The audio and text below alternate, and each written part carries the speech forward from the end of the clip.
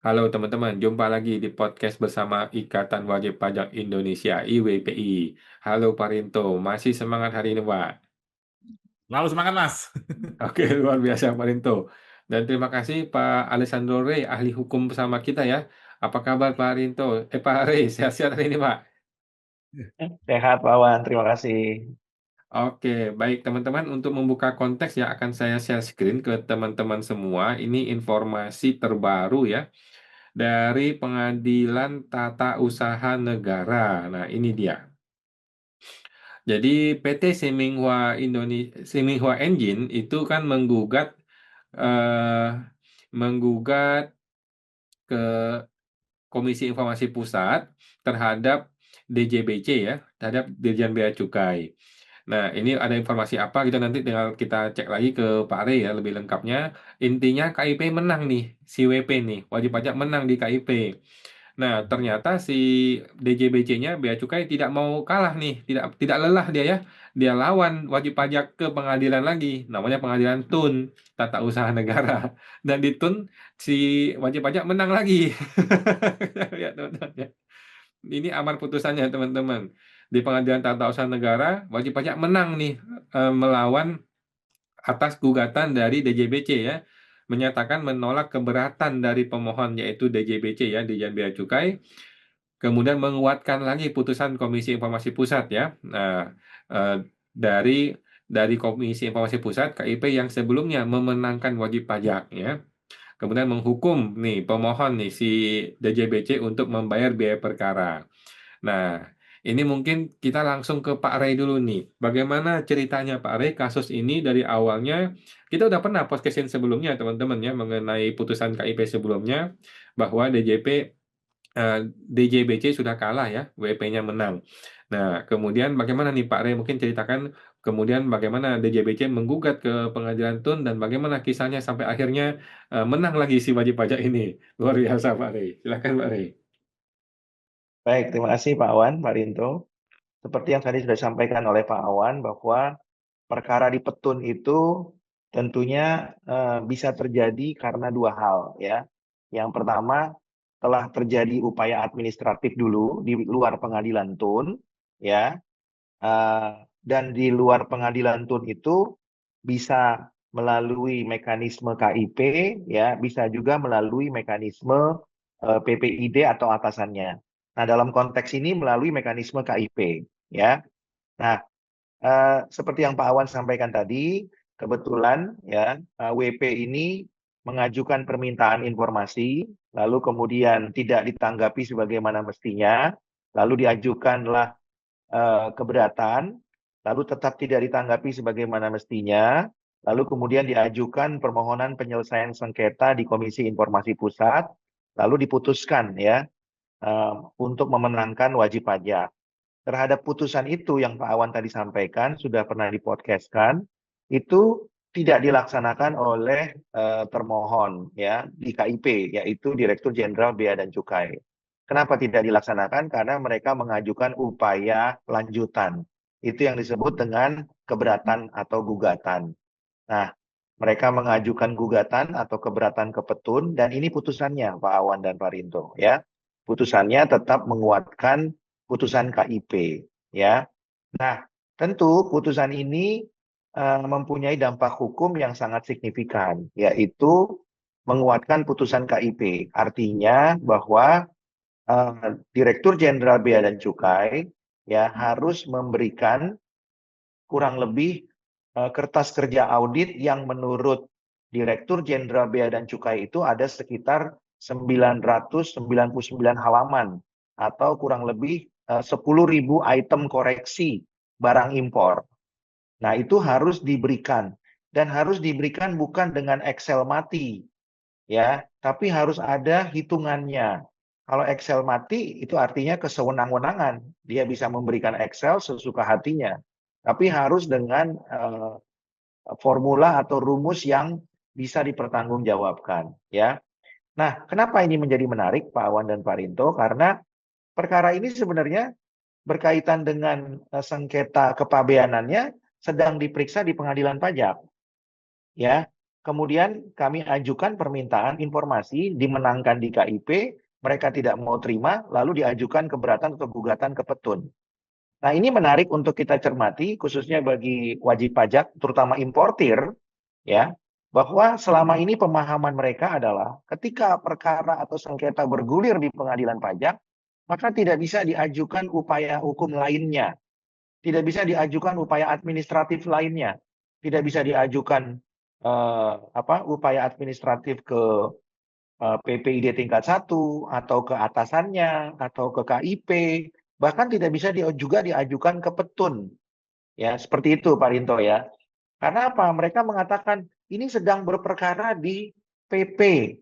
Ya, dan itu diulang-ulang oleh mereka untuk mempengaruhi majelis komisioner dan mempengaruhi juga majelis pengadilan tata usaha negara. Nah, ini menarik. Nah, dengan putusan ini sudah cukup membuktikan bahwa setiap forum hukum itu mempunyai domain atau kewenangannya masing-masing, tidak bisa dicampur. Ya, bahwa kemudian putusan ini nanti kami akan sampaikan lagi ke pengadilan pajak, itu relevan. Tapi kalau mereka mengatakan bahwa karena sedang diperiksa, maka majelis tun tidak berwenang lagi untuk memeriksa, ya itu nggak relevan. Ya, nah, jadi ini yang perlu dipahami oleh wajib pajak khususnya importir. Oleh karena itu tadi saya katakan di awal bahwa upaya hukum itu nggak sekedar cuman kalau di kepabeanan itu nggak sekedar keberatan dan banding gitu ya. Sama lah di pajak juga begitu ya, nggak hanya keberatan dan banding. Ya enggak gitu ya. Ternyata kan bisa dibuktikan melalui mekanisme lain ya, melalui forum adjudikasi non litigasi yang ujungnya bermuara juga kepada forum hukum litigasi di pengadilan tun. Dan ini bisa berjalan secara paralel, ya. Jadi bagi wajib pajak bisa mendapatkan masukan bahwa meskipun sedang diperiksa di pengadilan pajak, tapi yang dipersoalkan itu berbeda, ya. Kalau yang dipersoalkan di KIP maupun di pengadilan tun adalah objek kertas kerja audit yang tidak diberikan, ya. Menurut mereka itu sudah diberikan dan sedang diperiksa di pengadilan pajak, ya. Tapi menurut majelis komisioner dan majelis tun, ya, meskipun sedang bergulir perkaranya di pengadilan pajak tidak ada relevansinya, ya. Tapi keuntungannya bisa digunakan oleh wajib pajak putusan ini untuk menguatkan sengketa yang sedang berjalan di pengadilan pajak bahwa kertas kerja audit itu memang belum diberikan. Kalaupun sudah, itu adalah kertas kerja yang sepihak oleh pemeriksa bea cukainya. Ya, tadi saya katakan, kenapa sepihak? Ya karena angka mati, Excel mati, rumus mati, nggak jelas datangnya dari mana, dan tidak berjumlah 999 halaman seperti didalilkan oleh pemeriksa bea cukai yang berisi koreksi 10.000 item. Inilah yang menjadi persoalan. Ya, ini lebih banyak daripada perkara pajak Pak Rinto dan Pak Awan ya. Karena kalau kita terima SPHP dan lampirannya paling top mungkin 10 halaman. Ya. Nah, kalau ini 999 halaman. Ya, dengan koreksi 10.000 item. Ya. Nah, ini menjadi persoalan besar gitu ya. Kenapa? Karena dasar ini digunakan untuk menerbitkan SPK TNP. Nah, kalau nggak bisa dibuktikan 999 halamannya dan 10.000 itemnya, bagaimana mungkin bisa terbit SPK TNP? Ya, tapi kalau kita nggak maju, pengadilan pajak, nah tanda petik ya bisa sewenang-wenang nanti dalam memutusnya. Ya, meskipun masih ada kemungkinan juga Pak Rinto dan Pak Awan, Judex Fakti itu bisa sewenang-wenang di pengadilan pajak. Tapi paling tidak dengan adanya putusan ini membuktikan bahwa setiap forum punya kewenangan masing-masing dan putusan ini bisa juga menjadi referensi bagi Judex Fakti di pengadilan pajak ya yang sedang memeriksa perkara kepabeanan. Jadi lagi-lagi bagi importir tidak hanya keberatan dan banding, itu terlalu sederhana. Ya, apalagi kalau diperiksa mungkin ya di majelis 7 yang berdasarkan survei itu mungkin 90% lebih ya perkaranya dikalahkan, termasuk Pak Rinto mungkin yang sudah pernah mengalami kan gitu ya. Nah, jadi ini kan merupakan satu masukan bagi wajib pajak untuk bisa menempuh upaya administratif atau upaya hukum lainnya selain keberatan dan banding di pengadilan pajak. Begitu Pak Awan dan Pak Rinto. Oke, terima kasih Pak Rey, luar biasa informasinya ya. Jadi teman-teman yang pengen menang di KIP dan di Petun dan di Pengadilan Pajak, silakan hubungi IWPI dan Pak Rey ya.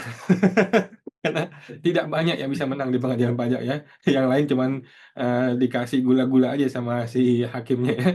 Oke, silakan ke Pak Rinto. Bagaimana Pak Rinto IWPI menanggapi kasus ini, Pak? Ya, kalau saya singkat aja ini Mas Awan, menyikapi terkait ini Pak Rey, adanya putusan Mahkamah Konstitusi apabila ada pejabat yang kalah itu kan sebenarnya tidak boleh dia mengajukan banding. Dalam hal ini apabila kalah di KIP seharusnya kan nggak perlu lagi maju ke Petun gitu loh. Ini kan menunjukkan arogansi ya, arogansi dari ini ya pejabat yang seakan-akan ini menantang ini kepada rakyat. Padahal rakyat ini adalah pemilik kedaulatan pasal 1 ayat 2 ini Pak Ari. Pasal 1 ayat 3 bahwa Indonesia adalah negara hukum. Cuman kan ini kan sama dengan menantang gitu Pak. Walaupun ini tadi Pak Ari sudah bisa menang di Petunnya, tapi kan kita kan harus kehilangan banyak waktu dan pikiran dan biaya. Ini kan sangat tidak etis lah kalau pejabat sudah kalah di lembaga negara juga KIP itu tapi masih dalam tanda kutip tadi ini Mas ya tidak lelah untuk mencari untuk ini ya. Tadi apa Mas judulnya yang ini tidak lelah untuk yang salah teman ya. Tidak lelah meskipun dia sadar salah ya. Ya meskipun salah. Ini yang terjadi sangat ironis sekali. Dan itu kalau menurut catatan saya Mas Awan, ini kalau saya coba saya bisa share screen Mas Awan. Ini terkait dengan Benar, Pak. nah, oke ini saya lebih menyorotin terkait undang-undang ASN ini Mas Awan. Hmm. Nah ini di undang-undang ASN ini Mas yang menyebabkan rancunya Mas. Jadi pegawai pajak maupun pegawai bea cukai di sini Mas. Nah, pegawai ASN memegang teguh ideologi Pancasila, Undang-Undang Dasar. Nah, ini kan otomatis Undang-Undang Dasar kan termasuk ini Pak Re ya, ada negara apa kedaulatan milik rakyat pasal 1 ayat 2 dan Indonesia negara hukum dan beserta undang-undang di bawahnya kan, otomatis kan bersumbernya dari Undang-Undang Dasar. Nah, ini tapi yang rancu ini ada setia kepada negara kesatuan Republik Indonesia dan apa serta pemerintahan yang sah. Ini pemerintahan yang sah ini diartikan atasannya ini Mas Awan, seringkali diartikan oleh atasannya. Pengalaman saya sendiri di kantor pajak seringkali si petugas pajak ini kalau menghadapi wajib pajak yang mengerti aturan hukum, dia dikit-dikit telepon ke atasannya, Mas Awan. Oke. Jadi ini mental ini harus dihapuskan karena sebenarnya jualannya pemerintah dalam hal ini kita ngomong Direktorat Jenderal Bea Cukai kasus ini itu kan adalah pelayanan publik. Jangan sampai tadi sudah dinyatakan oleh KIP harus memberikan data itu datanya wajib pajak sendiri malah nggak terima malah ke Petun gitu loh dan akhirnya apalagi kalah lagi ini kan sangat mencoreng citra ini Mas ya lembaga Direktorat Jenderal Bea Cukai ini kan arogansinya ini sangat seharusnya kan sangat jangan ditunjukkan lah ke rakyat karena rakyat ini bagaimanapun juga adalah pemilik kedaulatan jangan sampai dipingpong ke sana kemari. Ini kan untung kalau Pak Ari ini kan ada timnya ini Mas Awan. Kadang kan kalau wajib yang lain kan mau bersidang saja kan untuk bersidang saja di pengadilan itu kadang nunggunya sampai 5 jam seperti itu Mas Awan. Hmm. Oke, baik. Terima kasih Pak Rinto, luar biasa informasinya. Terima kasih Pak Ari informasinya ya. Mudah-mudahan teman-teman wajib pajak bisa terinspirasi oleh kasus ini ya. Teman-teman kalau mau ke pengadilan sebaiknya jangan coba-coba ya. Sebaiknya hubungi langsung profesional seperti Pak Ray dan IWPI. Terima kasih Pak Ray. Sampai jumpa di podcast berikutnya Pak Ray Pak Rinto. Terima kasih Pak. Ya sama-sama Mas. Sama-sama.